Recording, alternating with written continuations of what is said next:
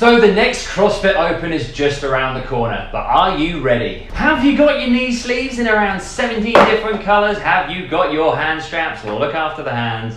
Are you ready for 5 weeks of mental, physical, utter pain? Selling it, Leon. Right, let's try and get you a little bit more ready. Just to add a little bit of context before we get into this is if your sole primary goal right now is to do the best you possibly can in the Open. If you're just going to be doing it alongside your usual training or periodization, this won't really apply to you. Just to make sure we've done our disclaimer here. If you are Mr. Strength, you are somebody who really wants to get strong, but your bum fell out of your shorts and you forgot to do any strength training, and now you suddenly started seeing the adverts for the Open, you're like, oh, better get strong. Stop right now. If you are silly enough to think that you can get that strong or gain strength over the next 2 weeks, you are wrong. Mentally, placebo-wise, being uncomfortable under a heavy bar, yes, you may gain a little bit of psychological strength, but physical strength takes a very long time. So curb it until you get past the Open. Don't really spend any more time around 70 to 80% maximum, because trust me, whatever strength you've got now, that's what you're stuck with, I'm afraid. Your time could be used a lot more effectively elsewhere. One area in which you can make a huge improvement off the back of that is technique and accessory work to help gymnastics and your lifting as well. So if you're somebody who's in the category that I classify as the nearly category, you can nearly link double unders, you can nearly link toes to bar or pull-ups or a gymnastics movement. If you're not going to go absolutely crazy and kill yourself, say 10 to 15 minutes maximum in each one of your sessions, spend some time working on the weakest element of that movement, which is going to give you the most likelihood that you're going to be able to link them or do them more effectively. Because you will be shocked at the amount of people, that are really negative at this point and go, can't do double unders, screw it. When they come up in the Open, I'll just have to have a really crap score.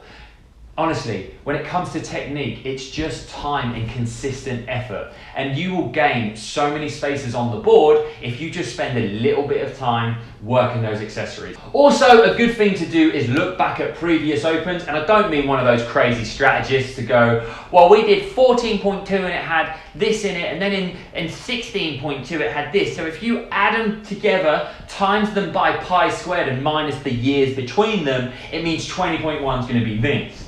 We don't know what the workout's going to be, but I mean in terms of just to give it a little bit of context, we pretty much can guarantee it's going to be low skill, it will be a couplet or a triplet, and it will be in an AMRAP format, around 10 to 20 minutes long, right? It's normally the most accessible Open workout that we get out of the 5 or 6 if there's a 2-parter. So spend some time in that area. You know it's going to be all about pacing and transitions. So set up some AMRAP style workouts that you can really go to around 70, 80%, work on your pacing, your transition times, and generally just feeling uncomfortable but still being able to move.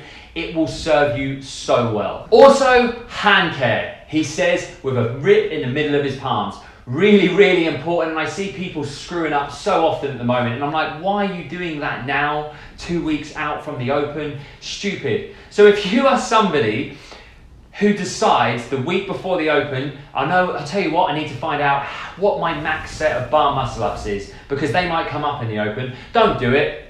Do not do it, because we all know when our hands tear. When form breaks down, we get tired and we start doing max unbroken sets. It doesn't matter what your max unbroken set of chest to bars is, if in a workout you're only going to be doing 5s and 6s because you're under fatigue, right? So it doesn't matter whether you can do 50. You need to be looking at what you can do consistently in small numbers and spend some time doing that. So say, for instance, if you could only had to do 1 set of chest to bars, you could do 20. And you know that you could do 20, but you could only do it once, right? Your time will be best spent doing small, sharp sets with fast transitions. So do a 10-minute AMRAP, and every minute, you're going to do 2 sets of 5 chest to bars. You're going to do 5 really tight, sharp kips. Drop down, 5, 4, 3, 2, 1. Jump up and repeat it. And you're going to do that twice, every minute for 10 minutes. That will serve you more. It will save your hands more than doing a massive set and potentially tearing or pulling something. So do that. Another really obvious one, unless you're being periodized by a programmer, right? So somebody else is looking after your training, this one won't apply to you, fast forward 30 seconds. But if you are looking after your own training, you need to be peaking at the right points. So for me, for instance, at the moment, I'm in a low volume week, right?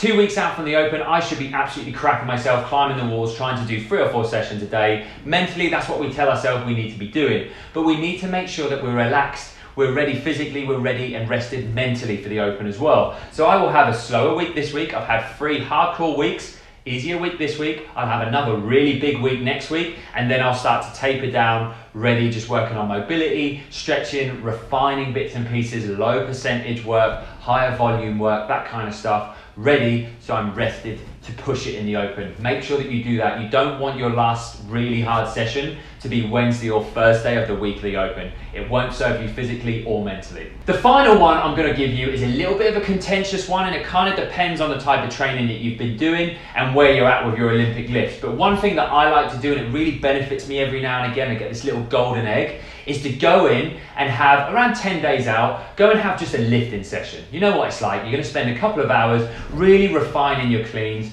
really refining your snatches or your clean and jerks, and just working up to a heavy for the day, right? You want to find out where you're at. For me, sometimes I'm not chasing a 1RM. I just want to know what feels good, because we've all got a number that feels good in our head. And if you've been working on a load of technique drills and all you've been doing is hang powers for the last 4 months, you never know, you may even get that golden egg of a PB, and then you can go into the Open going, yes, PB my clean the other week, happy days, and then a clean doesn't come up in the Open and you're really annoyed.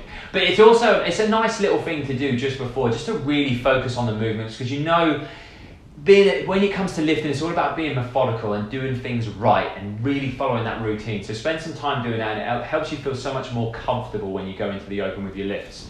Also as well, once you've done your 1RMs, if you've got time and you've got energy left and your CNS isn't absolutely torched, spend some time at around 50% cycling the bar. Right, because we know 9 times out of 10 it's going to be in a cycle format, or it's going to be a lot of volume essentially when it comes to big lifts. We don't normally get a 1RM unless you're absolutely tanked at the end of something. So work on, say you've got a 100 kilo clean, put 40 to 50 kilos on the bar and work on some really nice sets of 5. Really maintaining that hook grip or regaining it if you have to on the way down, working on getting the bar straight down with a little lift up onto the toes. Little things like this are going to save you a lot of time in the workouts, and if you've practiced them before in a non-stressful environment, then you can just worry about your strategy rather than thinking, oh, am I going to be able to get my hook grip back? Nice little one to add in there. And that's it. I hope you all have a fantastic Open. If you've got any more tips, put them down below. Help each other, support each other. We're going to be bringing you content of us absolutely dying through every workout throughout the Open. It's going to be really fun. We're going to be there to support all of you. So if you've got any other questions, you know where to find us. Instagram, TheLeanMachines Official, slide into the DMs, get involved in the dailies, easiest way to find us. Enjoy the Open, be safe, don't stress. At the end of the day, for us mere mortals, it means nothing anyway.